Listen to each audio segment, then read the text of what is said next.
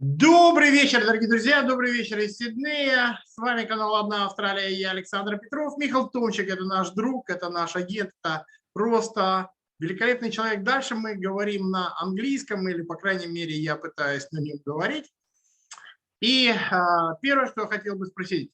Ahoy, Михал, look, you're doing research, high degree by research, HDR. Tell me, why you pick the Master of Philosophy? Why research? What do you want of this qualification?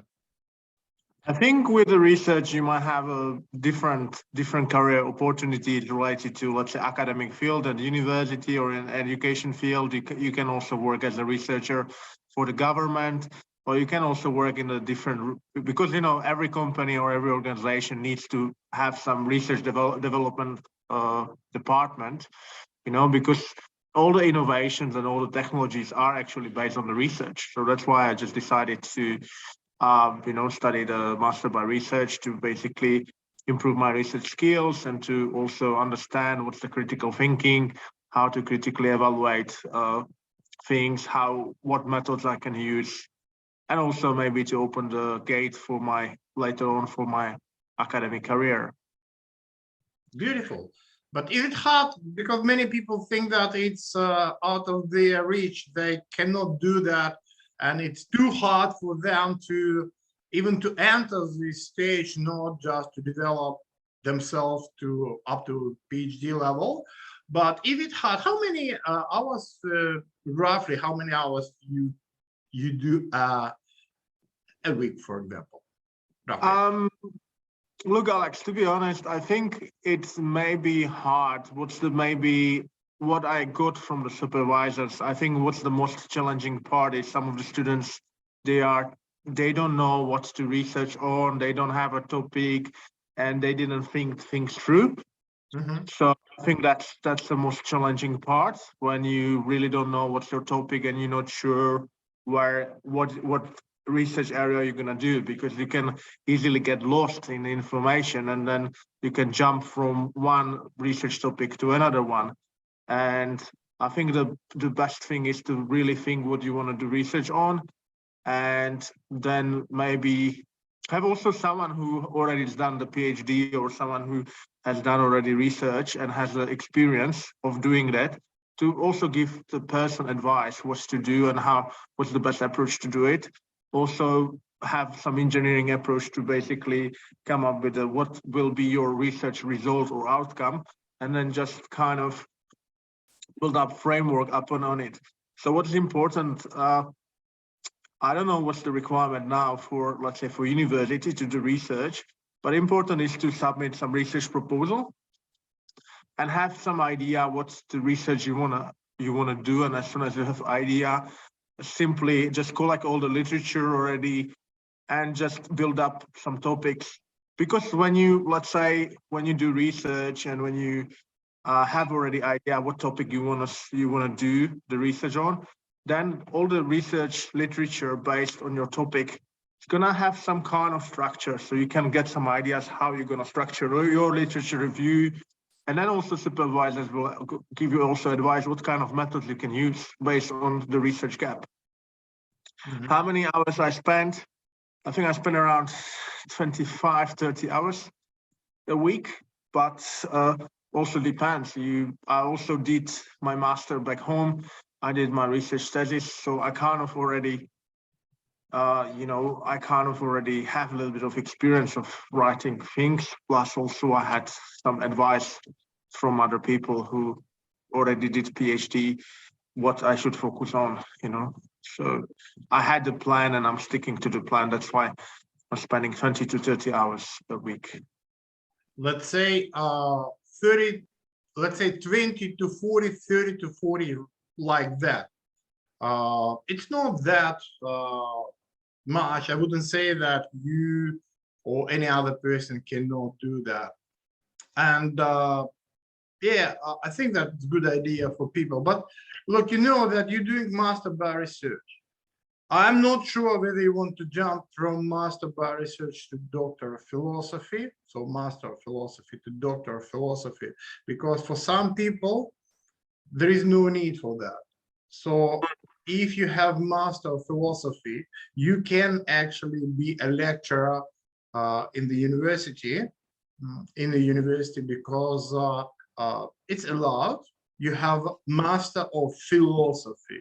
We had a few lecturers like that at COE. But do you think that it could be trouble for you or for anyone else to have a structure like 1 of master, 1 year, and 2 years of doctorate, instead of what they probably would love to see, like 2 years of master degree and 3 years of PhD, to have 5 years instead of 3? What do you think? What's your opinion? What your feeling? Would they do that, or how many, like, sort of percentage, or what? I think really depends on the plan, depends on what the student is planning to do, and also how he's gonna work with his time. Because let's say I had the meetings with supervisors and I present them some models, and basically I present them some structure, and they were so amazed, and they said, oh, you can actually, with this topic, you can actually do the PhD because your topic is very, very big.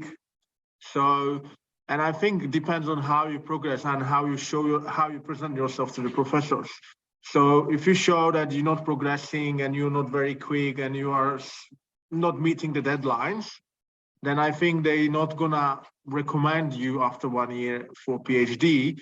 But I think if you're meeting if you have exceptional performance, and if you are meeting with professors on fortnight basis and you're showing them that you progress quickly, and you can actually finish the master by research maybe in a shorter time than 2 years, then I think they will recommend the people for PhD. So it's doable. Mm-hmm. How did you get the supervisors? Sorry? How did you get the supervisors? Torrance University, I put some supervisors on my applications, but Torrance University gave me supervisors based on their field. So I have one supervisor who is for online learning, and another supervisor for cross-culture. Mm-hmm. But are they different from what you initially picked? Yeah, they are different than what I initially picked, but I'm happy with them. They're excellent people, and I'm very happy with them. But Torrance, straight away they advised you with another one. Yeah, good. What is the structure of PhD or master by research? How do they structure this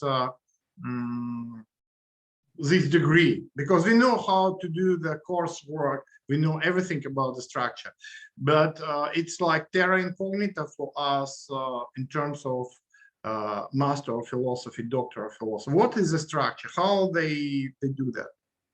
I think because you know that I think you already know that the structure already changed at Torrance, because I think last intake, which doesn't have any coursework. But let's say I could say for my intake, when I enrolled, there were some subjects which were not compulsory, but they were recommended to actually understand what is the research, what is the methodology, what is the ethics, how to work with supervisors. I think I've done first and that research is like kind of project that has a timeline and budget. And they also ask you to work on the research proposal, which is one of the milestones. After 1 year, you have to present, you do the candidature. So after 1 year, basically the professor is gonna sign you in to actually present your basically your proposal. So you need to work towards your proposal, and you need to meet with your supervisors. I think that's the most important part, to build a relationship with your supervisors, to show them what is your research, and discuss what are the objectives and what are the goals you need to accomplish for each trimester. I think that's the best way, because and then also do subjects, the coursework, because the subjects which are in Epigeum, They help me. I think the best subject for me would help me to actually understand how the relationship with supervisor will work. Because some people will think, oh, now I have I don't know, I have a problem. So I'm going to ask a supervisor. I'm going to wait 2 weeks and I'm going to ask supervisor. I don't think it's a good approach, because I think the best approach, and I asked also my friend at UTS, the best approach is to show them that you've done something and you prepare, and then ask them questions. Because if you don't do anything and if you're not prepared for the meeting, and then you're asking the question, they will say, why you didn't do this and why you didn't do that? Because you actually work as a research. So I think the research is more like independent work where you're depending on yourself. Of course, the supervisors are there to guide you and to help you and to give you feedback on your work. But if you have a question, try to solve it by yourself. So it's actually for employment, it will also help you to try to find the solutions by yourself quickly towards the different problems, you know? Yeah, it's good. Yeah. Also, what is important, you can also network with other people, or maybe even in Torrance, there are a lot of collaborative parts. And I remember my professor encouraged me to also network with other students who are doing the research, because you can actually, what is good thing about it, or what is probably the best approach, is to maybe ask someone who's doing research as well, to ask, hey, I have this problem. Have you had this kind of problem? Maybe you could share with me some things. At least this is my approach. That's how I'm approaching my studies. When I have a problem, I'm asking different people, not opinions, but I'm asking, I'm asking the different perspective to see how I can solve the problem. To do not say I think that what the supervisor don't like is when you come for a meeting, you're not prepared and you say, I don't know what to do, you know? Because, you know, the research, I think that this degree is about that you study something, you have some topic which you pick, which you are interested in, and now you are motivated to basically to explore the things, you know? So I think that's the idea behind it, behind this degree. And I think it's doable because you don't have to, at least I didn't have to come to classes. You go for seminars. In seminars, you will meet the interesting people from different research backgrounds, and you managing your time. So there is no, I have to now attend the class. I have to sit 4 hours in the class. You need to manage your time. You need to have discipline, manage your time, do a lot of reading, and you know, and then do writing. But as soon as you know what you want to write on, as soon as you identify the research gap, then I think it's then easy to write down on the stuff and then basically expand your research and expand your database of literature as well. There is also, I think the Torrance also have some library experts. I haven't used those ones, but you have basically 2 supervisors, and you have one librarian who is experienced in your field of your research, and that librarian can help you to give you some ideas about different literature as well, which I think is great. But I had never used it, but I know it is like it is this kind of support. Which kind of search engine in electronic libraries do you use? EBSCO, or you prefer anything else? I think I'm using different sources. I think the EBSCO is one of the most popular. Then Google Scholar. In the Google Scholar, you can have different sources. I'm also using the Mendeley the app, which is also then I'm getting some suggestions based on what literature I put on the app. It's also I'm getting some emails, or this is new journal in Mendeley app, you can download it. So there are different databases as well, because not everything is on the EBSCO available. So there is also ResearchGate as well. I think I became one of the members of ResearchGate. So there are different databases as well. Beautiful. Look, What's your background, actually, educational background, and what is your topic? What's your thesis? So how does it correlate with each other?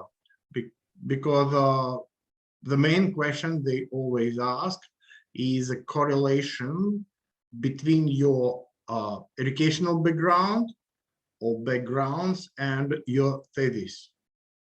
Well, basically, my educational background, I have master's degree in marketing and a bachelor degree in marketing as well, where I did my thesis on the marketing, my marketing thesis. Then I did master by accounting, and I'm accountant. But also, I'm casual teacher as well, where I was in the education industry, teaching at vocational studies for 5-6 years. So basically, based on the pandemic hit, and then everything went from the face-to-face to basically distance learning and remote learning. So for me, I just got idea, and also I was proposed with idea from my colleague, Dr. Eugene, who is I just got proposed. Oh, why don't you study, distance learning during the pandemic? And I was like, oh wow, that's actually sounds good, but I was more interesting about, because I like the culture things, and I like cultural immersion. So I wanted to study the culture, how the different people from different culture responding to online learning. So that's my thesis about.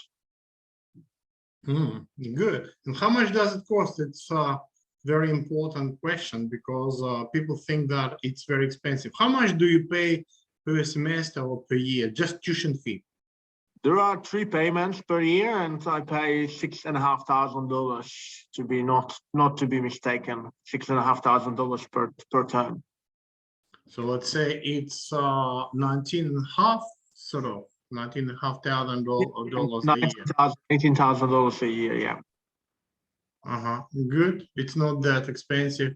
Look, people ask about the location. So some of them, they would prefer to live in Sydney, but to study and work in Sydney. However, supervisor can be somewhere else. And what then? Do you study on campus? Do you have anything to do with campus, or you always study online?